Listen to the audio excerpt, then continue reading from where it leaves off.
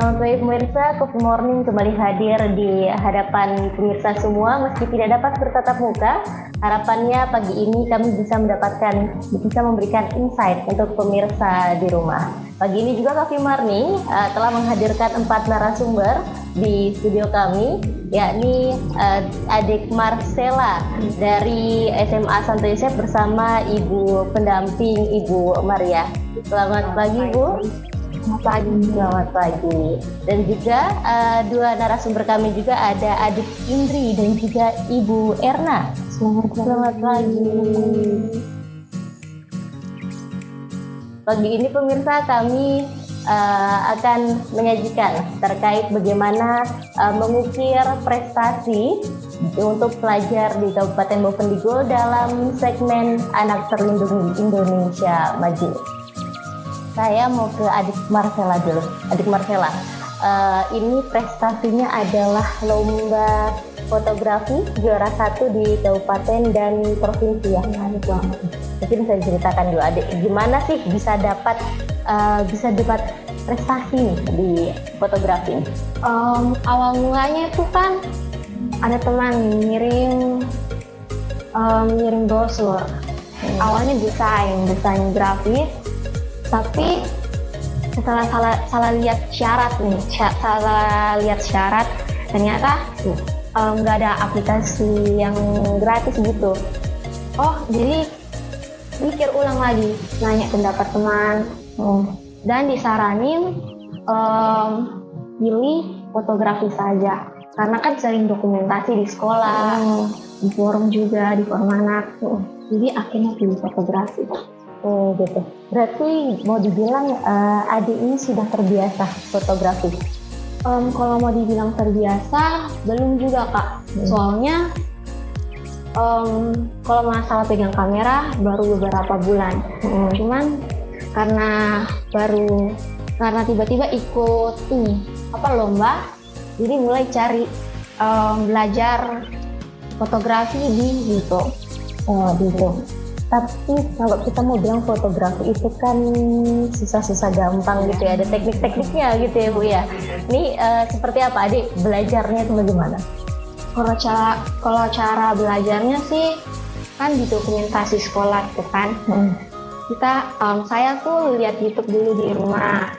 Setelah itu praktekkan kayak dokumentasi sekolah, kayak kegiatan sekolah. Apalagi saya ikut OSIS di bidang teknologi informasi dan komunikasi.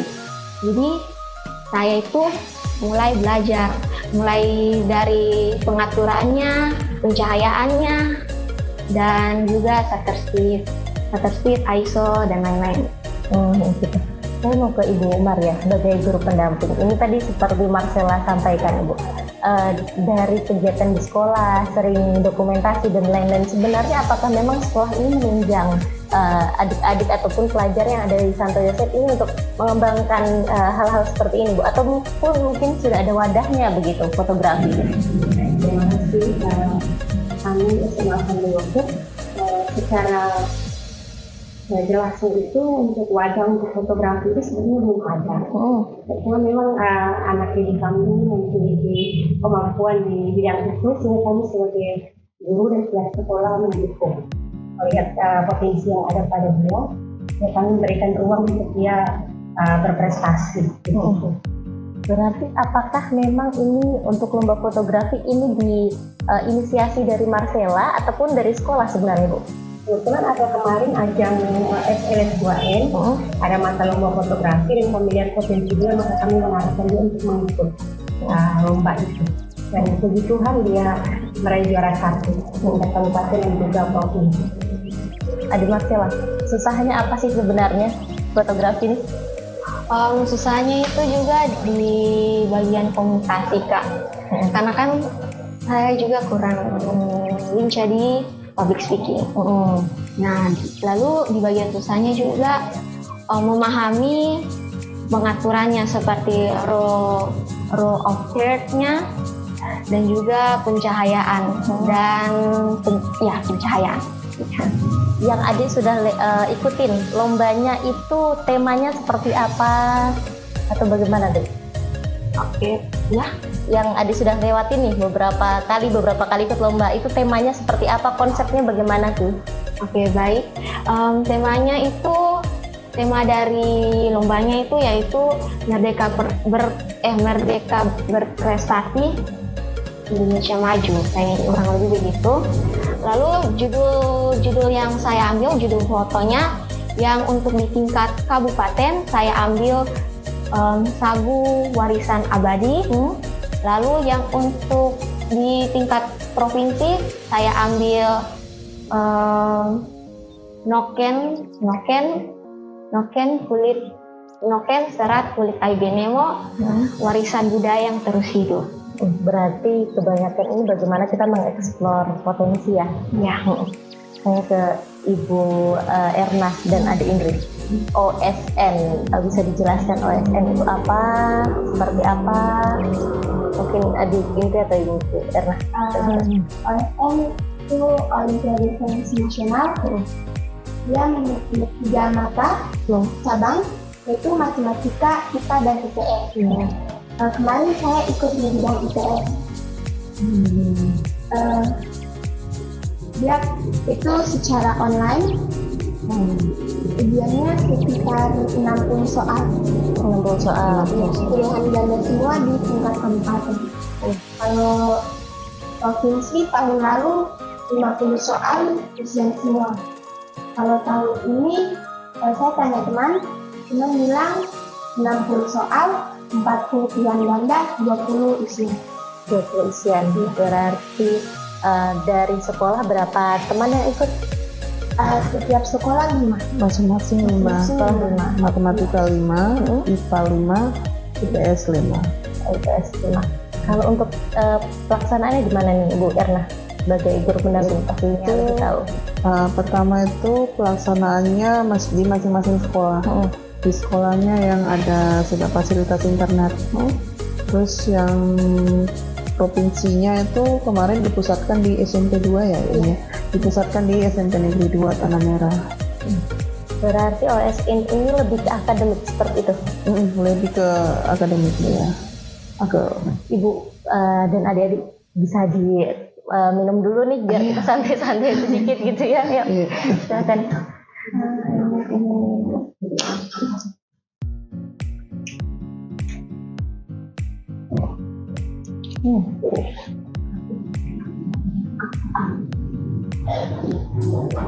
Kalau kita bicara soal akademik ini Bu, ini kan hal yang sebenarnya memang hari-hari dilakukan di sekolah, tapi tidak semua anak punya minat ataupun punya prestasi dalam bidang-bidang tertentu gitu. Nah, Ibu bagaimana sih melihat adik Indri ini bisa ayo ikut OSN seperti itu?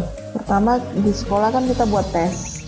Nanti kita yang mau ikut OSN ayo mari mendaftar nanti. Ya sudah, nanti kan kita lihat di situ. Nanti kita kasih soal. Terus kita kasih soal, nanti kita lihat di mata pelajaran apa dia yang paling muncul, yang paling tinggi nilainya. Oke. Nanti diambil 5 dari nilai tertinggi kayak IPA, matematika dengan IPS, nanti itu yang akan dites lagi 10 ya ini ya. 5 aja. 5 aja, 5 nanti dites itu yang akan mengikuti perwakilan dari SMP Negeri 2. Berarti lebih ke anak-anak mendaftar dulu. Iya, kita buka umum. Ayo siapa yang mau ikut OSN, mari ikut gitu. Tapi nanti mereka dikasih soal IPS, matematika dengan IPA.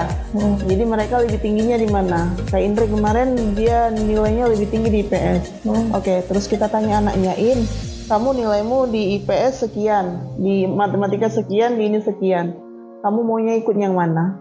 Oh iya Bu, saya menonjolnya maunya di IPS. Oke, yes. Oke, kamu masuk di IPS. Indri, waktu itu kenapa sih pengen daftar gitu? Pertama tanya mama dan bapak dulu. Terus mama bilang ikut saja. Jadi memang juga ada minat di situ. Jadi ikut. Jadi memang dari hati. Dari hati, memang pengen begitu. Iya. Tapi deg-degan nggak? Pasti kan teman-temannya juga banyak, teman-temannya juga pinter-pinter nih ya kan. Bagaimana Indri supaya nggak apa-apa deh ikut aja dulu gitu? Gimana? Deg-degan pasti. Jadi mama dan bapak bilang ikut saja. Pas dengar mau dengan apa seleksi, saya persiapkan belajar memang dari rumah, belajar dari materi kelas 7, 8 dan 9. Belajar nih banyak menghafal saya nih.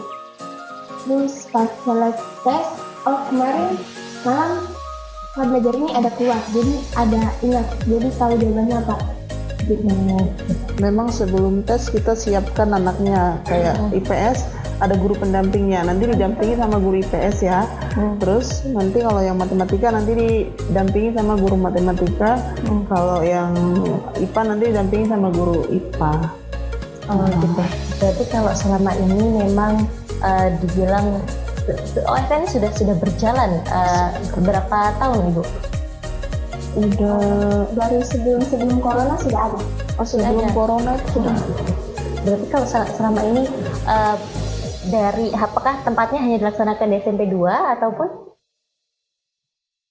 Kalau kabupatennya di masing-masing sekolah.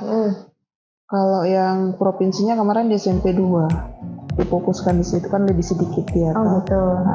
Berarti untuk yang tahun ini semua sekolah kemarin difokuskan di SMP 2. SMP 2. Oke, Adik Sela, ini sudah sampai di tingkat provinsi, juara 1 juga. Apakah akan ke tingkat selanjutnya? Kalau ke tingkat selanjutnya belum pasti juga ya Kak. Soalnya masih seleksi, masih tahap semifinal. Jadi yang karya yang tentang Noken itu yang dikasih masuk di semifinal. Oke. Pemirsa di Gul TV, sebelum kita membahas terkait seperti apa sih tantangan yang dialami dari kedua pelajar prestasi kita dan juga yang dialami dari 2 guru pendamping, selanjutnya Coffee Morning akan kembali saat lagi. Ini bapak, ini ibu. Dulu katanya hubungan mereka itu sulit. Kalau kangen, ribet. Harus tulis surat, ngabisin kertas.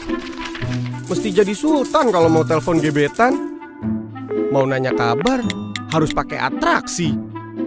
Kalau sekarang, semua serba digital. Apa aja digital. Surat-suratan, non-stop chattingan, telepon gebetan, internet jadi andalan. Sekarang, kita makin terkoneksi dengan pembangunan infrastruktur digital yang lebih merata. Kominfo mewujudkan transformasi digital di Indonesia. Membuat Indonesia terkoneksi, makin digital, makin maju. Lain dulu, lain sekarang, kini terkoneksi.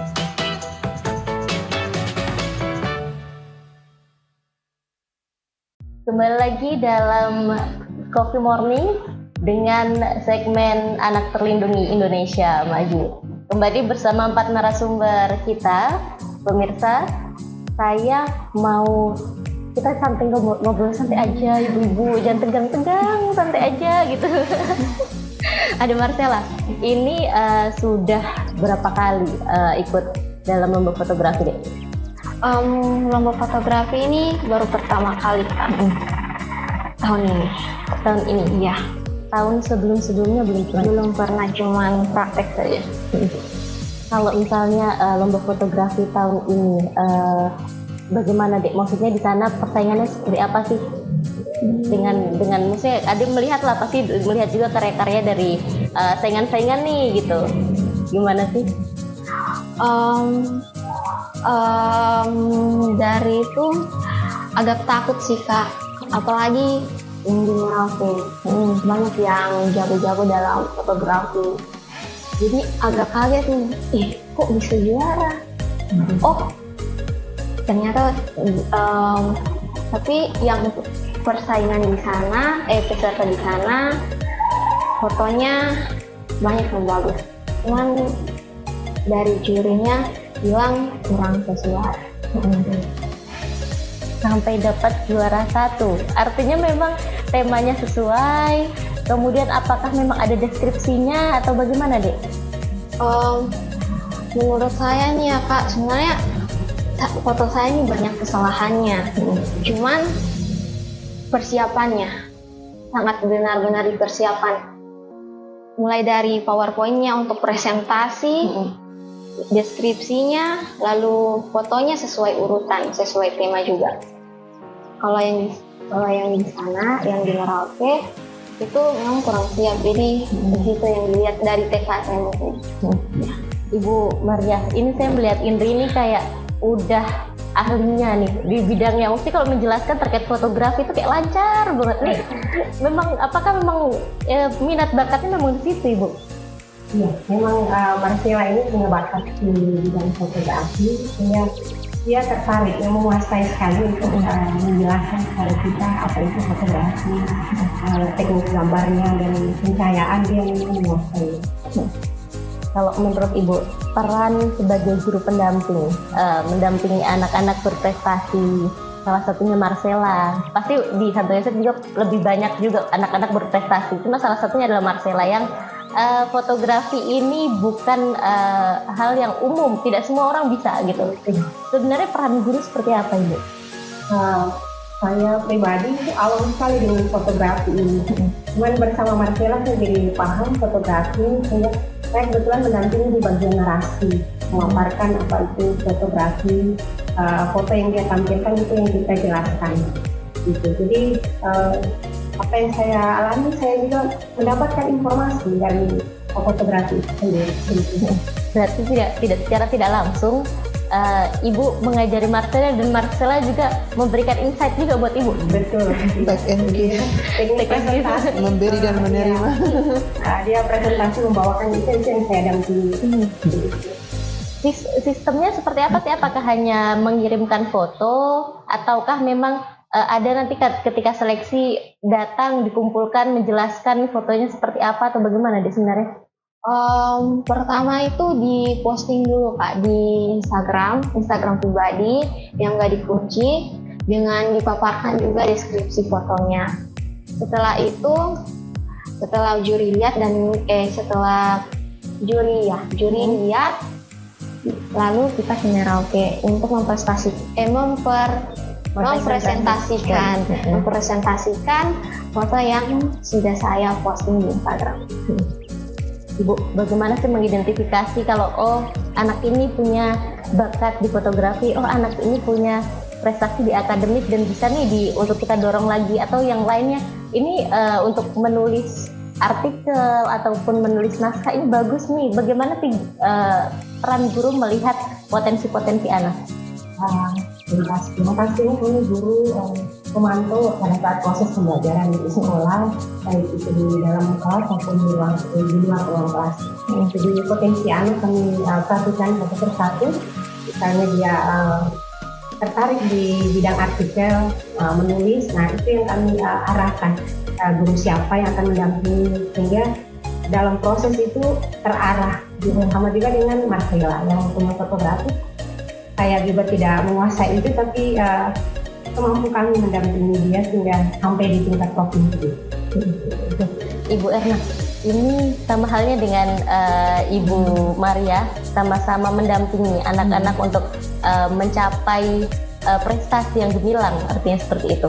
Nah, peran dari guru-guru SMP Negeri 2, khususnya Ibu Erna, mendampingi adik Indri ini seperti apa? Iya, kita dari guru-guru SMP Negeri 2, kita selalu mendampingi siswa-siswa kita, mengarahkan mereka untuk mengikuti setiap ada event olahraga, yuk kamu ikut yuk. Nggak semua itu pelajaran itu yang ada dalam kelas, kamu harus bisa ikut. Itu menang kalahnya itu urusan belakang. Yang penting kita guru kasih semangat mereka biar mereka berani untuk ikut lomba begitu. Artinya motivasi dari guru itu juga penting, Bu? Penting banget. Karena ada begini siswa di dalam kelas kan dia nggak mampu, iya. Kan terus ada di sepak bola dia mampu. Jadi nggak harus kita harus tonjolkan dia di situ. Dia tonjolkan di sepak bola. Kemarin juga kita sepak bola, alhamdulillah juga ada menang juga. tapi karena diminta satu kita bawa satu. Ya sudah kita arahkan. Oh kalau dia cenderungnya lari, ya sudah kita arahkan dia kamu ke lari. Nanti kita bimbing apa yang mereka perlukan di lari, apa yang mereka perlukan kayak di IPS guru pendamping. Nanti kita guru-guru arahkan mereka. Nanti kita fasilitasi dari sekolah. Kalau untuk Adik Indri, apakah hanya OSN ataukah ada lomba-lomba lain yang pernah diikuti Kak? Adik? Iya, cuma OSN aja. Cuma OSN. Mungkin kalau olahraga ataupun apa pernah? Belum. Berarti itu dari siswa lainnya Ibu ya? Dari siswa lain, dari beberapa siswa kita. Ibu Maria, ini melihat dari prestasi baik akademis maupun non akademis. Kalau di Santo Yosef sendiri, adakah yang ikut OSN ataupun lomba-lomba yang seperti itu, Ibu? Ada ya, OSN, lomba kemarin Popda di Merauke. Terus siswa kami banyak yang terlibat dan meraih juara, kembali ke Tanah Merah dengan membawa prestasi. Ya, jadi SMA Santo Yosef cukup terlibat dalam berbagai event. Berarti OSN ini memang seluruh pelajar ya? Seluruh. Ibu Erna, ini pasti punya tantangan gitu untuk selain membimbing adik-adik. Pasti ada tantangan tersendiri nih. Bagaimana apalagi untuk misalkan Indri itu hanya fokus OSN IPS. Bagaimana sih menyeimbangkan antara belajar umumnya dengan bagaimana mendidik Indri untuk kamu harus fokus di IPS juga gitu? Oh, kalau belajar umum dia tetap belajar umum. Pendampingannya nanti kita dampingi setelah selesai mata pelajaran. Nanti kayak IPS toh ada berapa orang itu, nanti mereka les tambahan. Nanti di luar mata pelajaran mereka. Kita tidak mengganggu dari mata pelajaran mereka. Mereka tetap belajar di kelas. Nanti habis pembelajaran nanti mereka dibimbing sama Bapak Ibu guru pendamping. Berarti ada jam tambahan ya? Iya. Oke, sebelum kita membahas lebih lanjut, silahkan Ibu diminum. Dan pemirsa, sebelum kita melanjutkan juga perbincangan lebih jauh, seperti apa sih bagaimana cara melindungi anak agar Indonesia lebih maju ke depannya, kita akan break sebentar.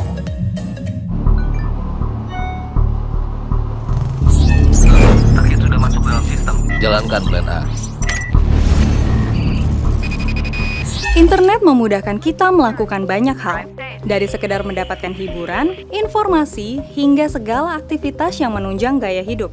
Tapi ingat, kemudahan tersebut justru membawa celah bagi tindak kejahatan.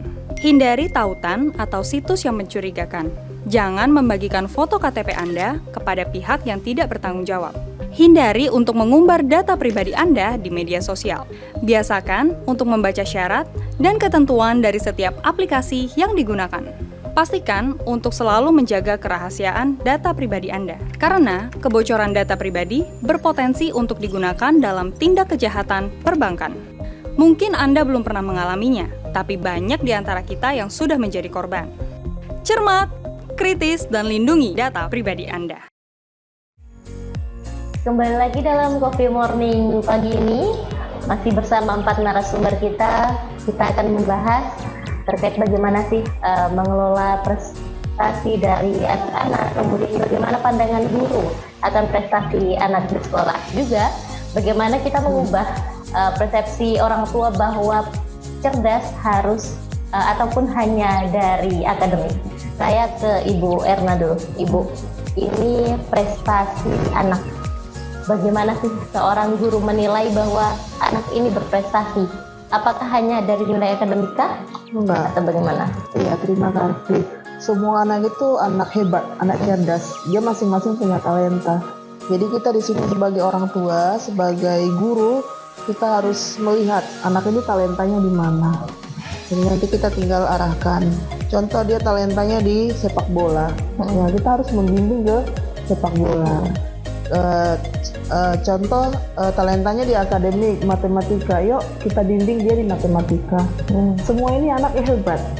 Jadi kita harus menggali di mana minat dan bakat mereka. Jadi sekarang kita di kurikulum Merdeka sekarang itu yang difokuskan kita itu mencari minat bakat anak. Karena semua anak-anak itu anak-anak hebat. Semua anak itu adalah anak hebat. Ibu Maria, apalagi ini Marcella, dia ke fotografi. Sebenarnya kalau menurut pandangan Ibu, orang tua sekarang itu melihat anaknya berprestasi seperti apa? Baik, terima kasih. Kebetulan saya juga orang tua. Kita sebagai orang tua melihat anak kita memiliki prestasi, baik itu di akademik maupun non akademik, pasti kita bangga. Berarti kita bangga cara kita mendidik, kemudian dia juga punya potensi di sekolah, dia berprestasi. Saya sebagai orang tua juga sebagai guru memiliki kebanggaan tersendiri kepada anak yang kita didik. Bagaimana Bu cara mengkomunikasikan prestasi bahwa anak Ibu ini minatnya di sini, dia prestasinya di sini. Bagaimana cara mengkomunikasikan itu ke orang tua sekarang? Di sekolah itu selalu ada rapat komite. Tapi pengalaman kami tidak mengkomunikasikan kepada orang tua, menyampaikan bahwa anak bapak ibu punya prestasi di sini, tapi lebih kepada kami profesional sebagai guru, membimbing mereka melihat potensi apa yang ada pada siswa kami. Ini kami membagi, ada sepak bola, ada futsal, ada fotografi, ada puisi, jadi di sekolah ada seni. Nah, itu yang kami bimbing di sekolah. Menyampaikan kepada orang tua sejauh ini kami belum melakukan. Tapi kalau untuk sejauh ini orang tua support ya Bu ya? Iya, mereka pada prinsipnya support anak-anak. Kalau dari Ibu Erna sendiri di SMP 2, ini kan SMP akan melanjutkan ke jenjang SMA. Mungkin kalau di SMA ini fokusnya bagaimana mendidik anak ini untuk lebih kreatif karena akan masuk ke jenjang perguruan tinggi. Tapi kalau di SMP sendiri seperti apa? Kalau di SMP itu kita kan mempersiapkan mereka untuk ke jenjang yang lebih ini lagi atau lebih tinggi lagi. Jadi kita harus mengarahkan, kan ada wali kelasnya masing-masing, nanti melihat anaknya dia mau kemana, ke sekolah mana, nanti kita arahkan mereka. Bu, saya maunya ke public speaking ya, ke public speaking, saya pengennya mau jadi penyiar begitu kan. Oh iya, kamu cocoknya masuk di bagian bahasa gitu. Di sini kan nggak ada SMA bagian bahasa, yang ada di Merauke. Nah, terus ya anak-anak kami kemarin ada juga yang masuk ke SMA sepak bola. Ada SMA yang ada di Jayapura itu, yang khusus itu. Dia kan anaknya dominan ke sepak bola.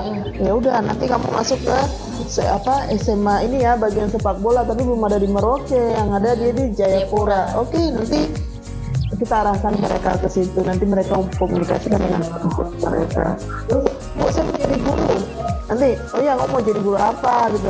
Aku mau jadi guru SD, nanti kita arahkan mereka. Kamu mau jadi guru SD nanti ke BGSD ya. Belum ada di sini, yang ada di Merauke. Nanti kita tinggal mengarahkan saja. Kalau orang tuanya sendiri seperti apa Bu?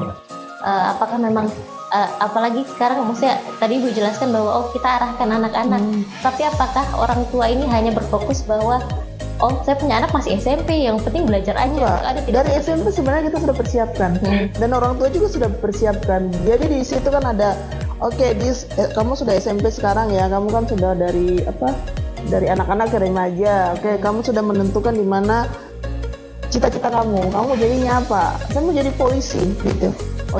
Mau jadi polisi kamu harus belajar, kamu harus rajin sekolah, ikuti ekskul yang ada di sekolah, terus nanti masuknya kamu ke SMA, bagian ambil jurusan ini, jurusan itu gitu. Dari Ibu Erna dan Ibu Maria, berarti saya bisa simpulkan bahwa pola orang tua sekarang itu tidak seperti zaman dulu. Zaman dulu yang ketika saya tidak mau belajar, disuruh-suruh terus gitu ya, nggak dilihat di bagian lain. Berarti sekarang polanya sudah berbeda ya Bu ya? Polanya kita ngikuti zaman, ngikut minat bakat anak, seperti yang Ibu Maria bilang tadi. Minat bakatnya di mana? Saya kan anak saya 2 gitu, masing-masing beda-beda. Ada yang menggambar, menggambar, kita arahkan menggambar. Kamu harus bisa matematika, biar kamu bisa jadi dokter.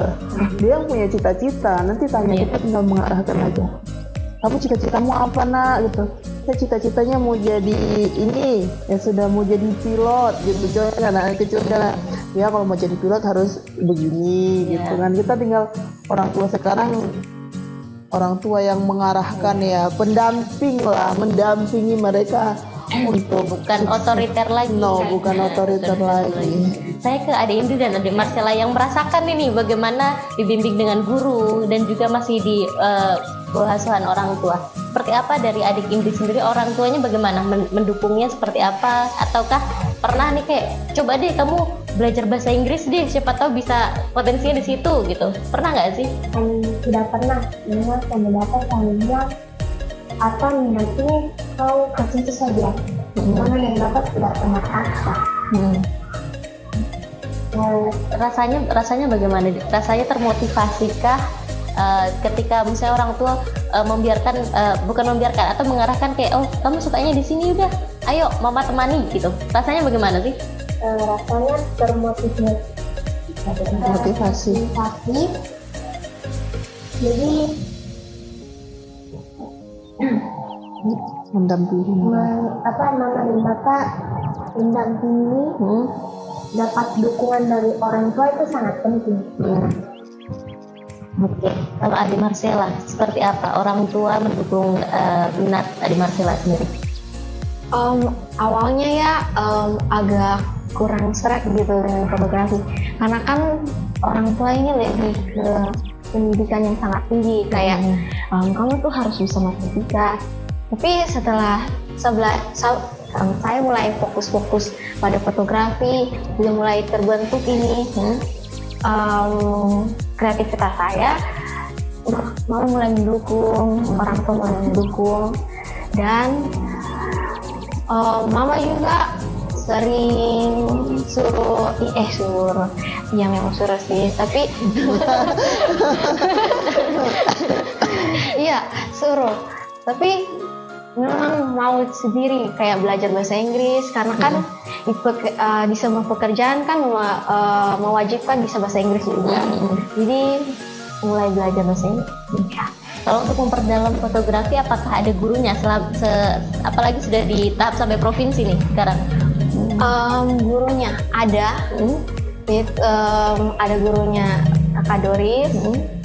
Kakak Doris mulai mengajar setelah dari Merauke. Kakak Doris mulai mengajarkan tentang dasar-dasar fotografi. Jadi Kalau apalagi kalau sekarang Adi Marcella udah kelas 3 ya Bu ya, kalau nggak salah ya. Ada kelas 12 SMA. Iya. Ini gambaran kedepannya bagaimana? Mau kuliah di mana? Atau mau memperdalam terkait fotografinya atau seperti apa? kalau kuliah kurang tahu sih Kak. Harus kuliah. Harus kuliah. Iya betul. Harus kuliah deh. Mungkin kuliah yang bisa mengarahkan juga ke fotografi. Iya. Seperti itu Bu ya. Mama sih awalnya bilang mending ke fotografi saya. Cuman menurut saya kayaknya kurang di kurang apa ya, mau ngambil fotografi karena ini itu jadi hobi saja. Hobi yang bisa memberikan cuan katanya sih kayak gitu. Oke, Ibu Maria, ini dengan tema kita anak terlindungi Indonesia maju. Pandangan Ibu Maria bagaimana? Tema anak terlindungi Indonesia maju. Ketika anak Indonesia tadi itu dikatakan anak-anak yang hebat semuanya, terlindungi itu dalam hal apa di sini? Jadi anak itu hak anak Indonesia itu terlindungi. Dengan mereka bisa belajar, bisa nyaman, aman kehidupannya, maka Indonesia pasti maju. Karena anak-anak Indonesia, anak-anak ini adalah generasi muda harapan bangsa. Ibu Erna, anak terlindungi Indonesia maju. Pandangan Ibu atau harapan Ibu seperti apa? Harapan saya anak-anak kita ini harus kita bimbing, harus dari kecil untuk bisa sukses. Jadi sebagai peran kita sebagai orang tua, kita harus melindungi mereka. Terus dari segi dari segi lingkungan, karena lingkungan ini juga kadang kita bimbing di rumah, di lingkungan juga rusak gitu kan. Kita harus berperan berperan aktif di sini untuk menjaga atau melindungi anak-anak kita, baik dari keluarga, masyarakat, dan sekolah. Kita harus bergandengan tangan. Baik, Demikian tadi pembahasan kita terkait Coffee Morning pagi ini dengan pembahasan anak terlindungi Indonesia Maju. Tentu harapannya setiap orang tua, guru pendidik, dan anak, kita inginnya anak kita berprestasi. Dan lebih baik kita untuk berpikir ataupun melihat potensi anak itu seperti apa. Jangan lagi untuk memaksakan bahwa anak harus cerdas dalam bidang akademik. Demikian Coffee Morning pagi ini dengan tema Anak Terlindungi Indonesia Maju, dan sampai jumpa di Coffee Morning selanjutnya.